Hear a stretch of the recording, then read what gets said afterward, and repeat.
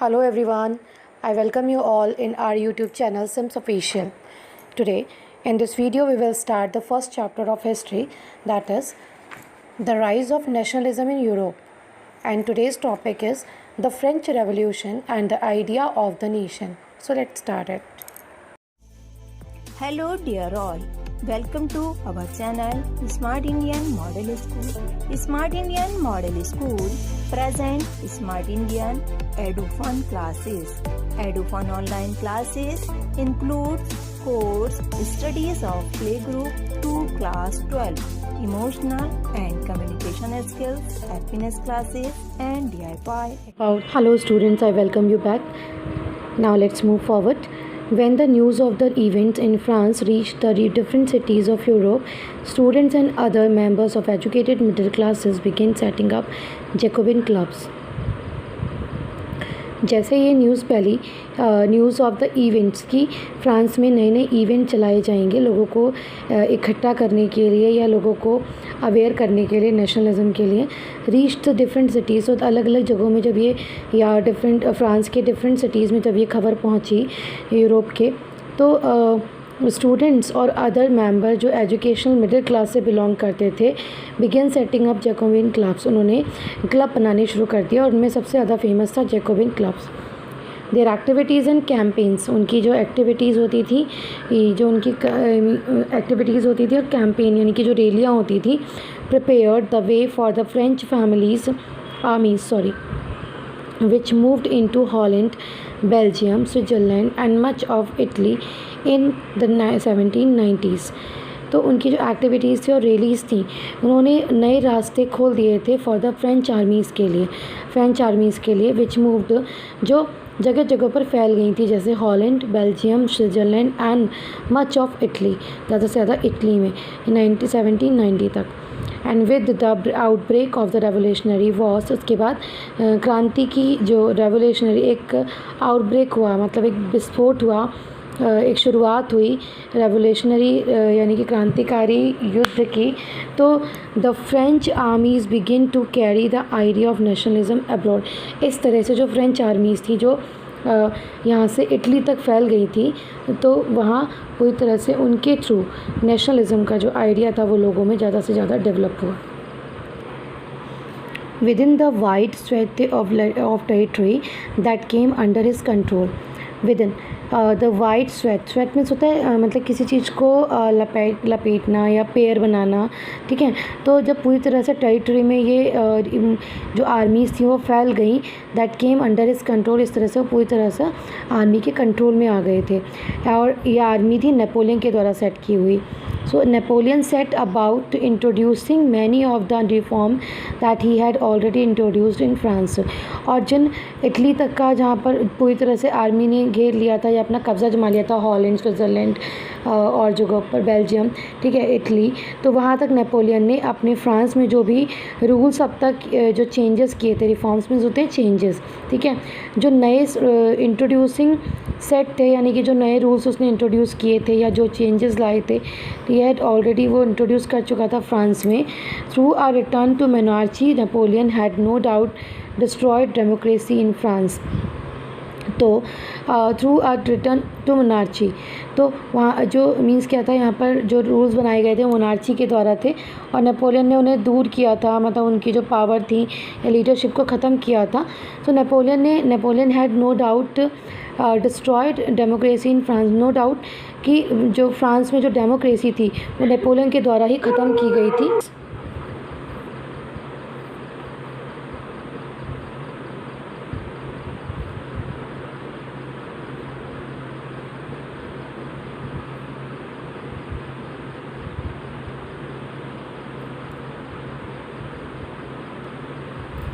Did away with the privileges based on birth, established equality before the law and secured the right to property। इस code के अंतर्गत क्या था कि उसने away with all the privileges, जो भी विशेषता यानी कि जो विशिष्ट दर्जा मिलता था लोगों को बाय द बर्थ, वो हटा दिया था। इस्टेब्लिश इक्वालिटी बिफोर लॉ, और पूरी तरह से लॉ के सामने यानी कि कानून में सबको समानता दी गई थी, इक्वालिटी दी गई थी and secure the right to property, और राइट टू प्रॉपर्टी को पूरी तरह से सिक्योर कर दिया गया था। This code was exported to the region under French control. ये पूरे जो फ्रेंच के कंट्रोल में, यानी कि जो ये कोड था वो पूरी तरह से पूरे फ्रेंच के हर रीजन में काम किया करता था। And in the Dutch Republic, in Switzerland, in Italy and Germany, Napoleon simplified administrative division, abolished the feudal system and freed peasants from serfdom and the manorial dues। तो फ्रेंच में तो क्या चलता था कि पूरी तरह से नेपोलियन कोड चलता था, ठीक है, जिसमें लोगों को फ्रीडम भी थी और इक्वालिटी भी थी बिफोर लॉ, और कोई किसी को स्पेशल प्रिविलेज नहीं मिलता था या स्पेशल ट्रीटमेंट नहीं मिलता था। But in Dutch Republic, Dutch Republic in Switzerland में रहने वाले डच लोग, ठीक है, डच बोलने वाले, और इटली, जर्मनी में नेपोलियन ने सीधे एडमिनिस्ट्रेटिव डिवीज़न कर रखा था, जिसमें फ्यूडल सिस्टम को पूरी तरह से ख़त्म कर दिया गया था। फ्यूडल मीन्स संघीय शासन को, ठीक है, मतलब एक ऐसा कि जगह जगह पर अलग अलग एरियाज़ में या संघ में बटा हुआ था पूरी कंट्री को। सपोज़ अगर हम संघों में बांट दें और उसमें अलग अलग लीडर लीड करें, ठीक है, एंड फ्रीड पीजेंट, और उन्होंने साथ ही साथ उसने पीजेंट्स को, जो फार्मर्स थे, पीजेंट फार्मर को कहते हैं, फ्री कर दिया था फ्रॉम द सर्वडम मीन्स होते हैं स्लेवरी, ठीक है, दास्ता, एंड मेनोरियल ड्यूज़ मीन्स जब फार्मर्स को मतलब अपने ज़मींदार या फिर जो लीडर होते थे या लैंडलॉर्ड होते थे उनको जो फ़ीस देनी होती थी या लगान टाइप का देना होता था, तो वो पूरी तरह से फ्री कर दिया था। इन द टाउन टू, शहरों में भी गिल्ड रिस्ट्रिक्शन वर रिमूव्ड, यहाँ पर भी जो भी बाकी और जो रिस्ट्रिक्शंस लगाए गए थे या रोक लगाई गई थी उन्हें ख़त्म कर दिया गया। Transport and communication system were improved, transport और कम्युनिकेशन सिस्टम को इम्प्रूव किया गया। Peasant artisans workers and new businessman, peasant farmers, artisan means दस्तकारी, जैसे कि मतलब मोची और फर्नीचर बनाने वाले, इस टाइप के जो मतलब जो अपने आप ही एक कह सकते हैं कि सेल्फ बिजनेस, ठीक है, तो आर्टिसंस और जो बाकी वर्कर्स थे, एंड न्यू बिजनेसमैन, और जो भी नए बिजनेसमैन थे,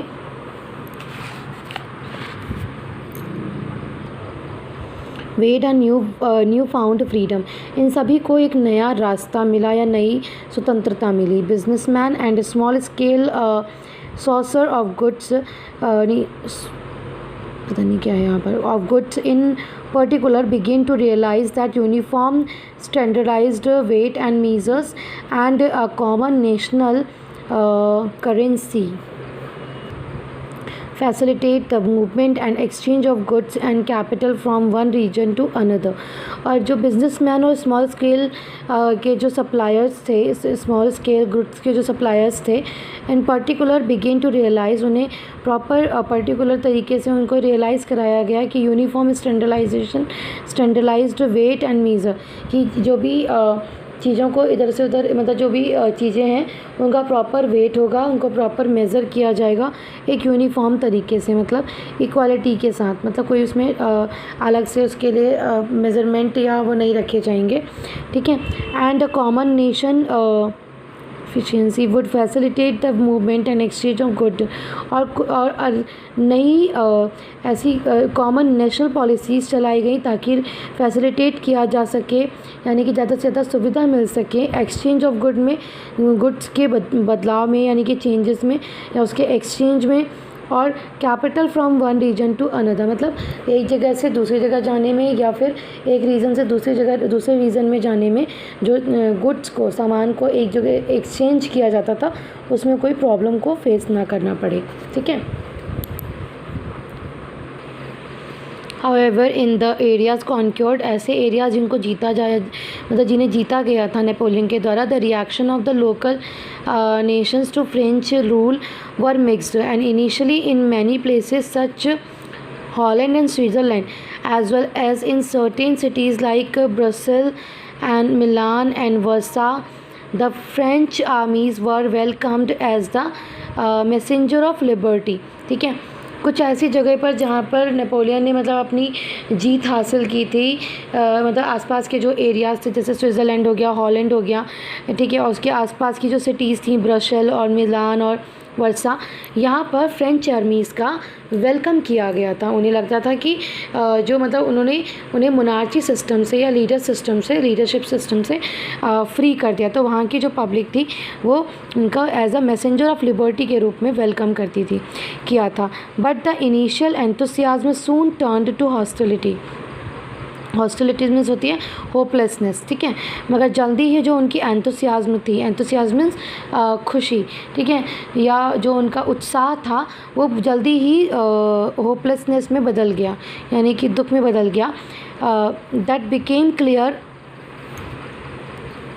it became clear that the new administrative arrangements did not in hand with the political freedom, increased taxation, hardship, forced conscriptions into the French armies, and required to